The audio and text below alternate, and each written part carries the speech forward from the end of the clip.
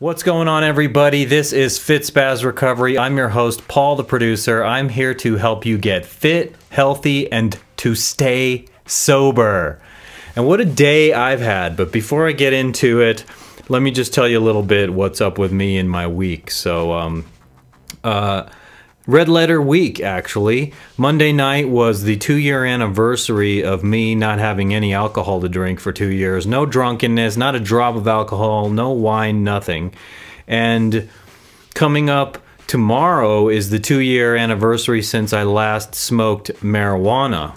And it's sort of like a red letter occasion for me. And in the past weeks, I've had a little bit of personal difficulty, like struggling and stuff, and I've sort of felt this past week that the sunlight has been coming out again, metaphorically, and I've been feeling better.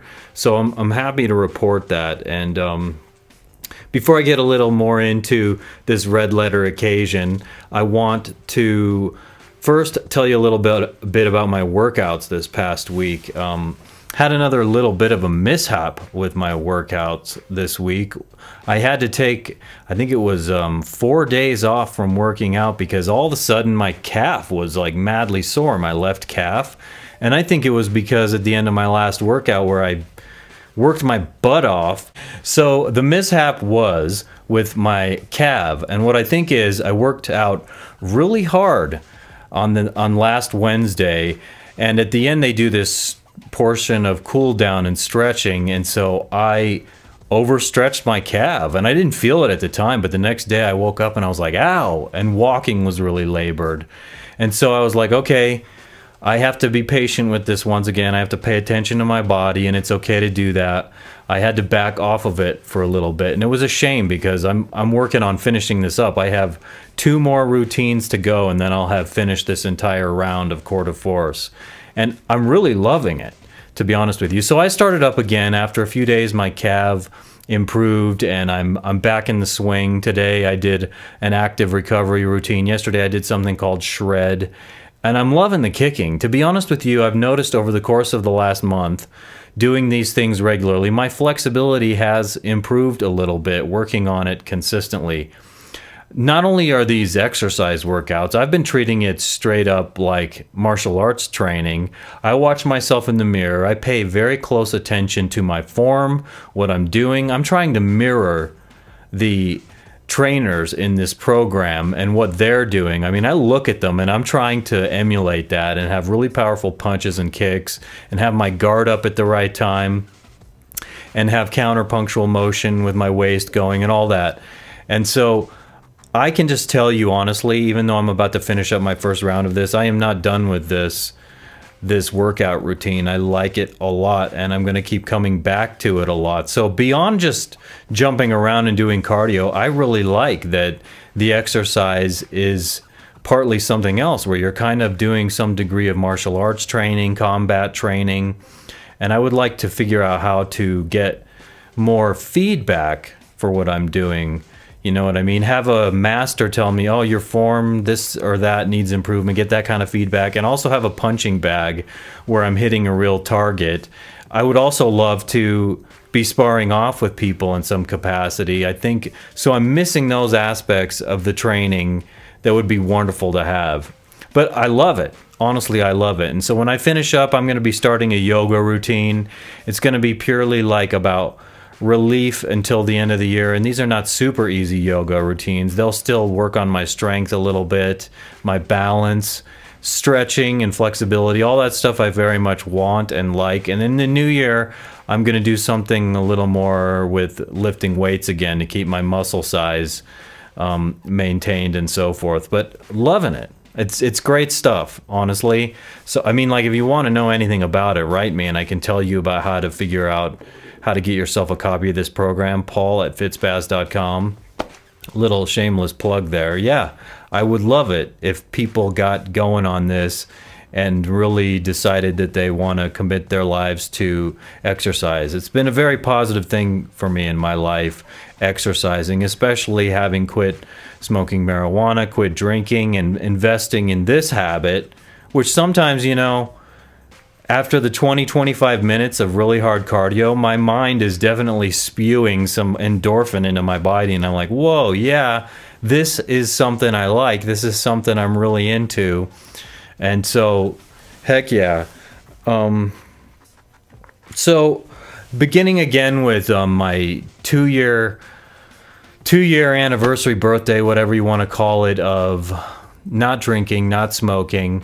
We went out Monday night for my sister's birthday, and that's why it's really easy for me to remember, because the last time I got drunk was on my sister's 44th birthday, and my daughter was there, and of course there were other people there, so it's not like she was around me and I was drunk and incapacitated. It wasn't that kind of drunkenness, but it was enough to really feel my mood hitting rock bottom 2 or 3 days. It was actually on the 15th, which would be 3 days later. And the reason I know is because I was in the shower and I had that moment of epiphany where I was like, I'm quitting drinking, I'm quitting smoking right now.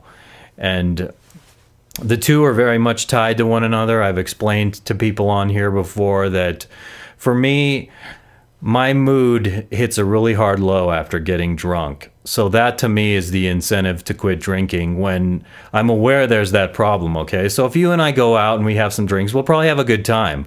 I'm not going to be an emotional liability when we're out. I'm not going to cry. I'm more than likely not going to get angry. We'll just have a good time, a good boisterous time.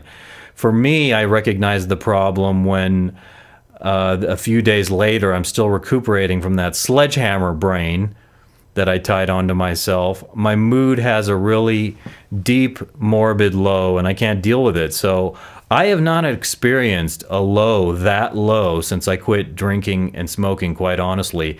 I got over the initial sting of quitting drinking and smoking, and yeah, at that time that was hard. But I'm talking about, I've been much more even these last 2 years, not indulging, and so what you trade off in a given moment of really amplifying those feelings of euphoria when you take those drugs, right? Drinking and marijuana, you really make up for by being more even on a consistent basis every day, all the time. That is just something I can testify to. So I haven't had a horrible day in the entire last 2 years, although I've had bad days where I was down and out and experiencing some difficulty. No way is it even close to those epic lows I was experiencing as I was indulging in those things. And so here's another way drinking is tied to my smoking, okay? I know I've talked on this show about this before, but I will get more into it right now. It's about how when I drink, so those inhibitions go down and I get more in this attitude mindset of like, yeah, hell yeah, I'll do whatever. Give it to me. I want it now. Who cares? Screw it. F it. And yeah, there's the peril of drinking, right? You do things you shouldn't do, you wouldn't normally do. So if I'm drinking on a regular basis, I'm way more inclined to smoke. It's like, hell yeah, give me that marijuana. I'm going to smoke it. Instead of having the lucid, sober sentiment that I have now of, I recognize why I cannot and should not do that. Yeah, I miss it, but I don't want to get addicted to it. I don't want to experience the mood swings. I smoke. And I remember at the time I had a very bad habit in the morning of being morbid and kind of neurotic 10 or 15 minutes after smoking. And so I gave up drinking partially also because I don't want to fall back into smoking. Every time I've ever quit smoking in the past, wanting to quit smoking, I've fallen back to it every single time because of alcohol. So I miss alcohol. But do I overall think that giving it up was worth it? You bet I do. I absolutely do. I can't deny it. I'd be lying to you if I denied it. But I miss those times out with people. I'm kind of sad because I don't have that same social outlet, being able to go out and just enjoy myself like that. So I've had to find other ways of occupying my time. I've really had to change my mode of life to get used to it, because the biggest thing is the social change, going into situations where in order to feel comfortable in that social situation, I would just have a drink or two and suddenly, okay, I'm lubed, I'm easygoing. And what helps for me now is being in a situation where it's not inherently a drinking situation, but it is social, and so I feel comfortable when it's not a drinking situation, not revolving around substance abuse of some kind. And I'm envious of people who can, I think they're called normies, is that the term? Like people who can just kind of drink and have a normal life, but they don't drink every day and they're not hung up on it. And because I've indulged so much, that's just not possible for me. Makes me think of the singer for Megadeth, the guitar player, Dave Mustaine. I think he still drinks wine, and you read his book and he has a history of major substance abuse with all kinds of things, and so he still kind of enjoys a little sip of wine here and there and stuff, and I think beer maybe. He has a beer he's brewed, so I'm like, oh wow, how could you do that? If you're really in recovery, how could you also brand a beer after your own name? So that kind of fascinates me. And so, you know, I've said this on here too, and I just got to keep repeating certain things like a broken record. I'm trying to move my life forward, to grow as a person, to be better, and I don't know how I could put up with the not doing the things I used to do for fun if I didn't have an attitude like, yeah, I'm trying to get up and I'm trying to enjoy life and better myself every day through personal development, reading, spiritual cultivation, physical fitness. It really has to be about how I'm trying to better myself. The show last week, actually, let me say, had an audio problem. I'm hoping this one doesn't have the same thing. I don't think it will, because I put a battery in this little preamp thing that leads to the phone. So I don't think that same problem will exist. But I'm a little preoccupied with that. Like, I hope this recording comes out right. If not, I'm going to have to like switch around what I'm doing to make things work on future subsequent recordings. But anyway, let me continue by saying, I was saying every day I have to get up and have an attitude of, what am I doing to make my life better little by little every day? So there's the meditation, the fitness, the prayer, which it constitutes a lot of my days. And sometimes I have to compromise those things if and when it's the wise thing to do, like this week when my calf hurt. But I'm also, something new this week, and something I talked a little bit about last week was how I was thinking about what I want to pursue and do next year in the totality of the year. I've been looking into how I can make this show better. I've actually been researching this computer here, updating it, and putting some new software on it and whatnot, and trying to have Skype going and conversations going, or the idea of getting a phone and hooking it up to my phone hybrid right here and having that be a part of the show, talking to people. I can do that, and believe me, that's what I'm going to do. I also have been practicing guitar every day for the last 7 days. Today I'm going to do it later. I didn't already today because I lost and wasted a lot of time this morning on silly stuff. But never mind that. That seems to contradict what I was just telling you about having to wake up and do everything you can to make your life better and great.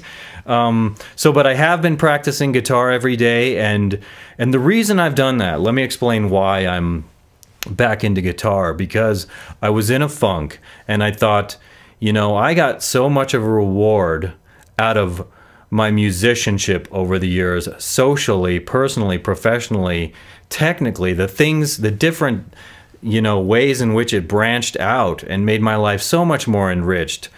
Socially, because I was hanging out jamming with other people. Technically, because I learned how to record music and developed my own style.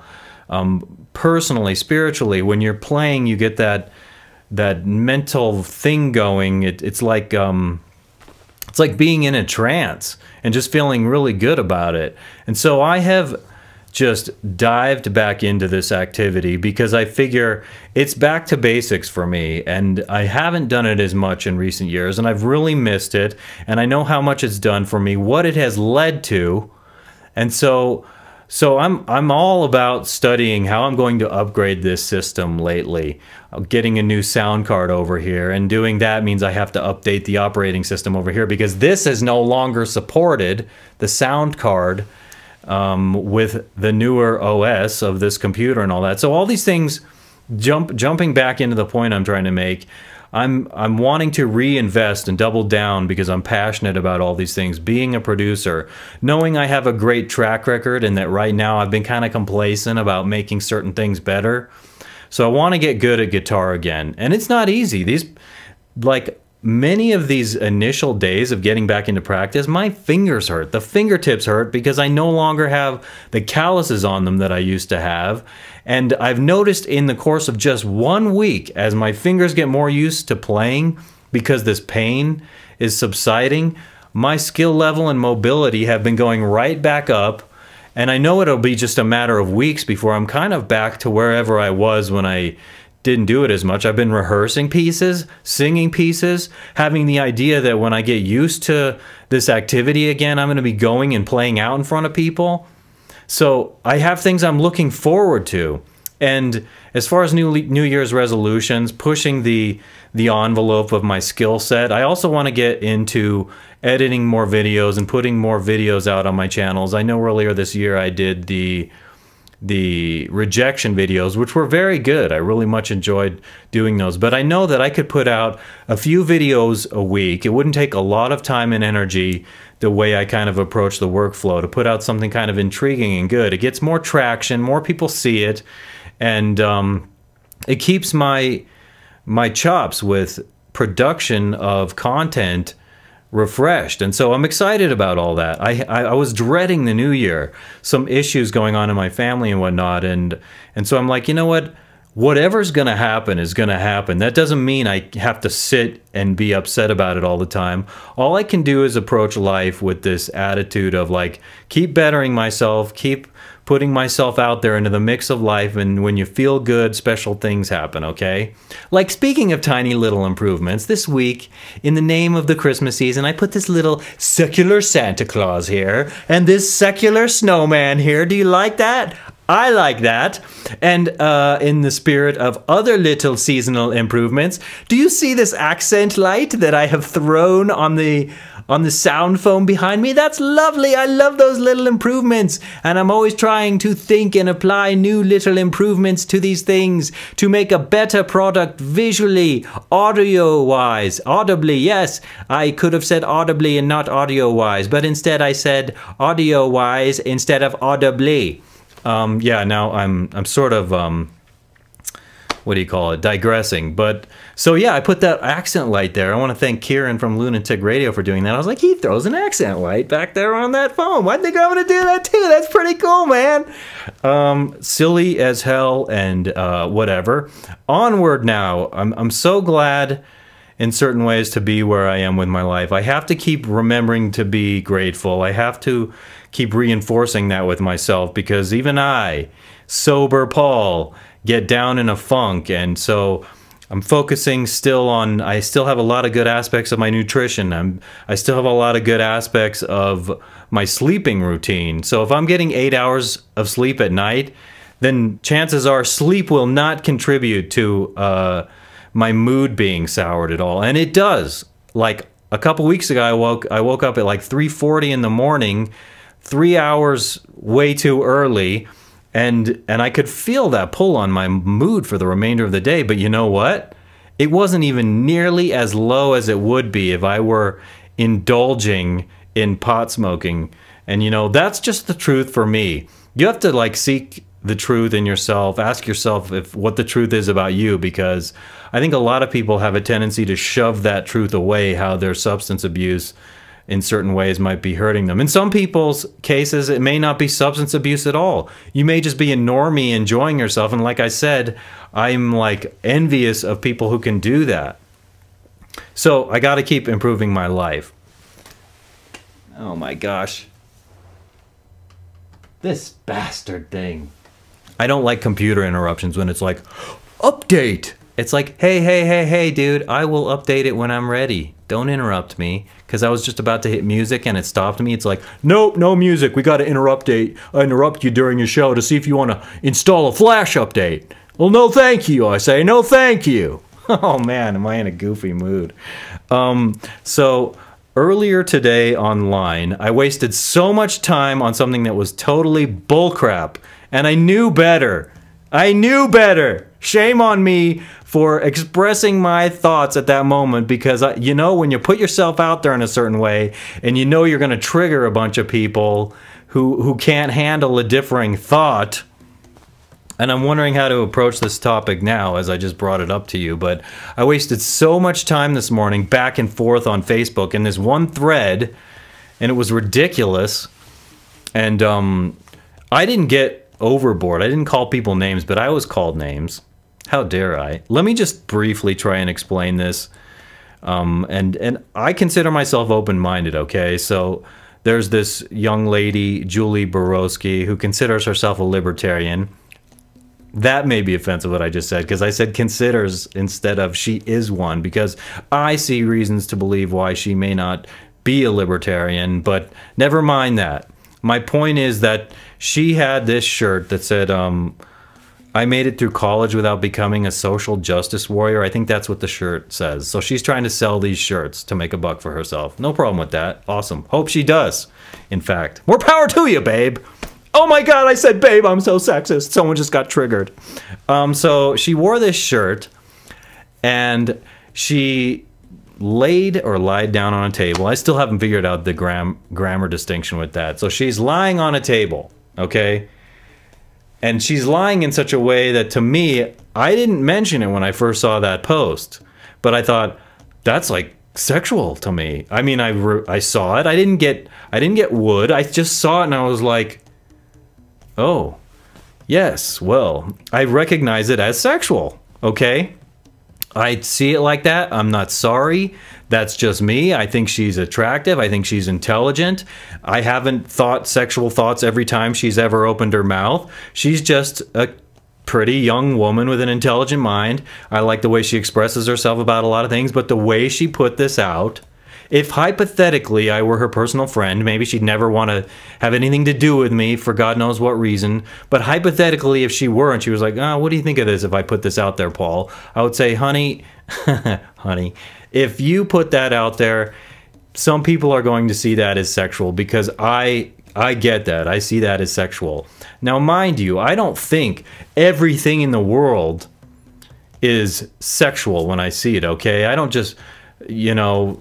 So people are like, so everything a woman does is sexual? And no, it was like specifically, I saw this photo, so I said, I asked the question, today she's like, oh my God, yesterday the internet blew up because they said this was sexual the way I was lying on this table. And so, I'm paraphrasing, and so I said, did you really not know that this was obviously sexual?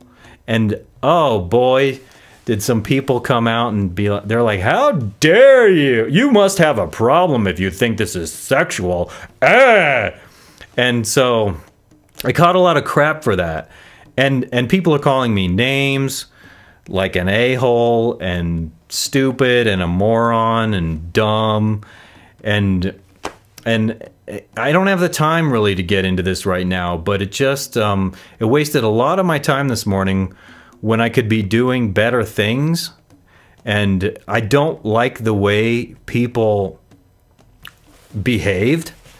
And I didn't, you know, it's one thing, so there were a lot of people interacting, and so if you're attacked, you can respond any way you want. Pretty much, I'm like, okay, yeah, they opened that bottle with you. It's hard to put the genie back in the bottle. Go ahead and defend yourself. Swear at them. Call them names. I don't care, as long as you weren't the person to open that up. And I didn't respond by calling anybody names, but I stand by my statement that it's a sexual picture. I can't see it any other way. They want me to pretend because somehow they're triggered and they're upset. Like, how dare I as a man think that that was a sexual picture, or that there's anything implied that's sexual in that? And for me, there just is. You want me to pretend and lie? I will not. And I don't think it speaks to all of my entire character that I must be shamed and labeled, or it doesn't even mean that I'm sexist, because I think as a libertarian, I want to allow a man to be a full man. And that doesn't mean being a crass jerk and being overly sexual and, you know, but it's like, don't go so far to demonize somebody for an opinion like that. So today I wasted so much time this morning, and I swear I have a real nose itch right now. It's not some mannerism indicating some kind of lapse in my reasoning or my being dishonest or something. I actually feel a tickling itch right here, but maybe it's a sign of hypocrisy. I'm so bad. I'm so bad. Look at me, scratching my nose. Oh, I'm digging, I'm digging. Oh, brother. But so, let me just end on this point by saying what I want from people is I want to meet and connect with people who have a very wide latitude to discuss things, controversial things, to be able to disagree and to simultaneously maintain mutual respect for one another. Those are the kinds of people I want to connect with. I don't want to try and connect with people who hear one little thing I say and, oh, they write me off as a person. I must be a horrible person because I actually saw something that I personally interpreted as sexual in a picture. But not all women lying down is sexual. But I want to be able to disagree with people and have colorful disagreements, but still sit at the dinner table, still love one another, enjoy dinner with one another. All very valid in my mind. Honestly, very valid to me. But if I have to endure being called obviously if I have to be called names, and my feelings aren't hurt, but I'm disappointed that people can't be more open-minded. They keep thinking my feelings are hurt, and I'm like, no, I'm disappointed because you can't really discuss this. And there wouldn't be such a shit storm of controversy from this if there weren't something true to the fact that this picture were non-sexual. If that were objectively true across the board, we wouldn't even be having this discussion. Do you get that? And so guys come out and they're like, I didn't see anything sexual about it. And I'm like, either you're not a normal guy, or maybe all guys aren't all the same. Maybe it's true. We shouldn't generalize about everybody, but for me, I recognize that. I'm attracted to intelligent women, talented women, pretty women, all kinds of different women with many good qualities, and I'm not going to apologize. I want to have the full latitude to be a man, okay? To me, that's libertarian. And the woman should be able to honestly be a real honest woman, full latitude to be a woman and not judge. Nobody should be judged for a tiny little opinion about this, that, and the other thing, is all I'm getting at. Lighten up, people. Lighten up. Seriously? Let's not hate. Don't be hating. Love, people. Okay, but it does not mean to me that there isn't a time to judge people. So what I'm saying is I'm being judged because I said that picture was sexual. And I'm judging others because they're not able to discuss it in a civilized, intellectual way without throwing an insult out there, like demeaning you, like putting you beneath them. I'm not doing that to anybody. We can disagree. We can disagree about the substance abuse. We can disagree about Donald Trump, Hillary Clinton. I don't care. As long as it's maintaining respect and we can have mutual respect for one another, I'm fine with a differing opinion. But if you actually like, can't be someone's friend because they differ, that's where I draw the line. I'm like, oh, we can't be friends because if I differ from you, then I have to dance around and play some game of political correctness that I totally don't want to play. I'm not into political correctness. And so if I have to dance around your feelings, and that's not to say I'm going to attack you and be inconsiderate of your feelings, just be a little more open-minded, develop a thick skin for things in life. Probably went on too long about this right now during the show because this is not the point of the show, but it ate up my whole morning. Emotionally, it was amusing. And people keep thinking, they keep saying I'm butthurt, but like, I'm just talking about it. You're the one calling me names. I haven't called anyone else a name. All I did was say that this picture that everybody's nuts about on the internet has something sexual about it. Whether it was intended or not, I don't think she intended to. But when she did it, I thought, and I didn't originally say something. It was the next day after the blowback that I said, did you really not really realize that? So hold on. Yes, my dears. I'm in a hurry to end this now because we're at about a half an hour. And so I want to thank anybody listening. I will keep doing these. It's my plan. And so this is FitSpaz Recovery. If you want to get involved in fitness, I'm always here. You can always give me your feedback. Don't send hateful messages my way because I'll just ignore you. I'll block you, you know. Paul@fitspaz.com is my email. You can follow me on all social media. It's all available through my website at fitspaz.com or search FitSpaz on Facebook. I almost said MySpace. What's up with that? How 2001 is that, Mr. MySpace? Jeez. So everybody have a nice day. Of course, I want to thank Kevin MacLeod for the wonderful musical backdrop that I get to play in this show. I hope y'all are having a good holiday season. I'll be doing one more of these before Christmas. And so yeah, I hiccuped while saying Christmas. Maybe that was a cue to my being dishonest about something or not fully into it. Oh boy, I don't know. All right, everybody. In the meanwhile, have a lovely week. Take care and give me your feedback, eh? Come on now. Come on. Peace. Real peace. Not phony peace. Not bomb your enemies peace, but real peace.